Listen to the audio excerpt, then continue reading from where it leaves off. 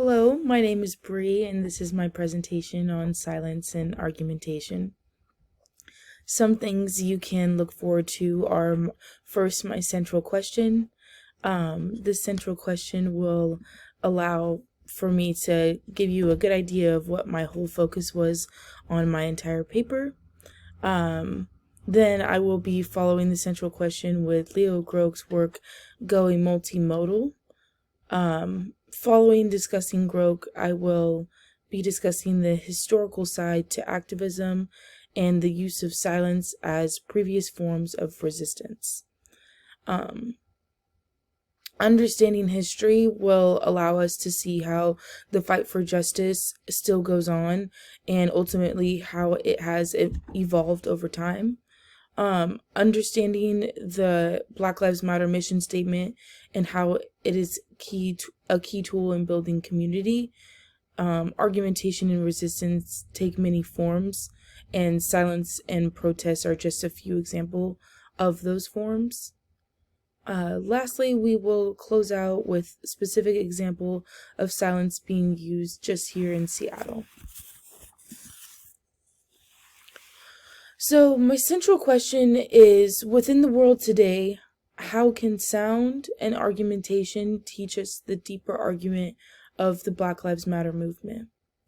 When I was coming up with my central question, my mind went kind of blank. I wasn't quite sure what I was trying to focus on at the time, especially with capstone. There's so many things that you do want to talk about, but you don't necessarily talk about. But I knew I wanted to discuss sound, and I knew I wanted my overarching theme to be oppression and resistance. So this question allowed me to really hone in on those two things. So Leo Groke was someone that I studied some of his work for my paper. Very, very good work. I really appreciated what it offered because it gave me a new way of just imagining argumentation and seeing arguing in a completely different way than I did before. Leo Groke offers a clear and concise way of understanding argumentation. He defines argument as a standpoint or a conclusion backed by reason offered in support of it. So in a typical case of arguments are an attempt to resolve a disagreement, he says. And he then would go on to say that the act of arguing as an attempt to use premises and conclusions on the basis of trying to resolve a disagreement. This gave me the understanding of the basis of an argument, really that strong foundation of what I was looking for my paper. As I moved through his work, Going Multimodal, sound, smell, and nonverbal also came up. Groke gives the example that some may feel the need to use nonverbal as a way of furthering an argument. So, for example, the example that he gave was making the noise when something tastes good is an argument that you're making that something is tasting good, but you're not using any words. So that was just an example that we could come up with that. And also one thing to think about when you're thinking about argumentation is who your audience is. Some of the work that I had read also touched on audience members because how people are interacting and how your argument is coming off is all going to be perceived differently based on who your audience is. Groke is trying to get us to think about how interesting argumentation can be when we use different modes of arguing. Unpacking advocacy is one of the first steps to understanding the power of silence and protests. Hundreds of people support the Black Lives Matter movement and its causes, just as they supported the NAACP and their causes. Silent protests have existed for years. Many seek justice through simply marching and trying to get their anger and frustration out through marching. Which can be very powerful at times. What is the goal of such protests? How do the protests function? Both are important questions to ask ourselves when we're thinking about why people choose to take time out of their lives to interact with a protest.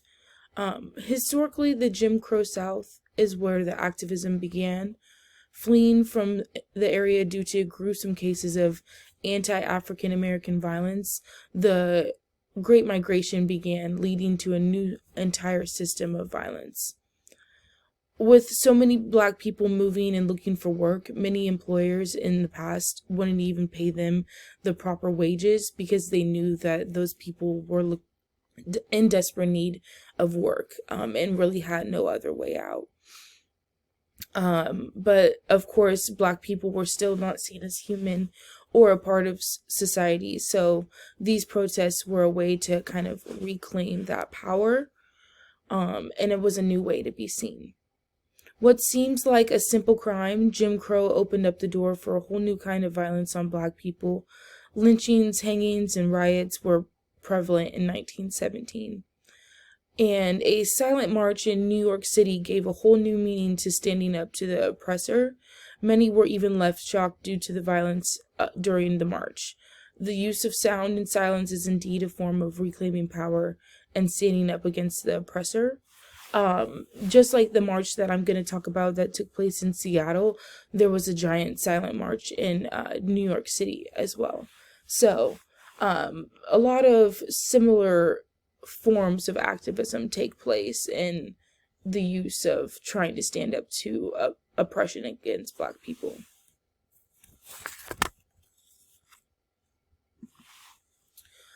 This is the mission statement of the Black Lives Matter movement. I felt like it was important to incorporate because a lot of people have either never read it, or some people that don't support the movement have never read it.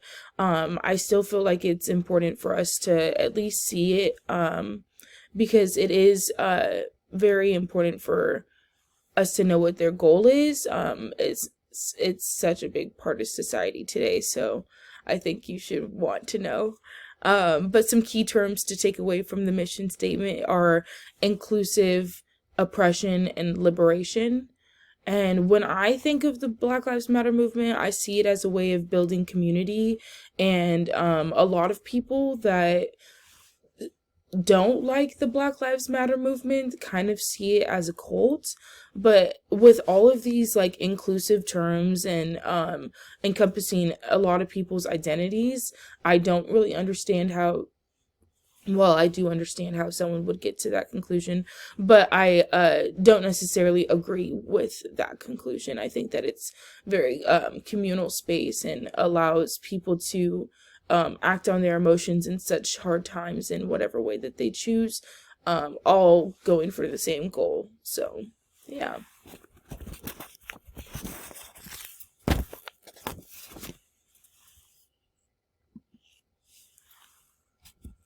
So next I'm going to talk about the Black Lives Matter movement and how they are community builders. Just want to move on to this next slide with some photos. So the two images display how the words on people's signs are just as powerful as them being screamed and shouted. The argument itself is clear and not much else needs to be added to it. And so that's also one thing that I came across in my research was what kinds of things can you say or not say that are going to say just as much as if you were saying something, and how does that make it such a powerful argument? So nonverbal arguments seek to get a premise or a conclusion without the use of words, relying on nonverbal elaboration. When we think about ways we can argue a point, there are uses I've been pointed out, such as the use of signs or posters. The march itself was a big deal. In my research, I found that over 60,000 people participated in this march in Seattle. And it was just recently after the death of George Floyd. So people's hearts were very heavy. A lot of emotion was being felt. So that is something to keep in mind. But most reviews that I did read, people were saying that the signs that people said or had written on were speaking volumes. And I feel like when you go to a protest, a lot of people take photos of the signs. So that was just my main focus, was how people are choosing to be silent in a time of such pain, but using another form of communication in order to get that pain out to other people and that information out. So the overall goal of my paper was to get people to think about how nonverbal argumentation makes argumentation dramatically more interesting, and we can see effective ways of this being used in the history of the fight for Black liberation. All right, and that's all I have for you. Thank you so much.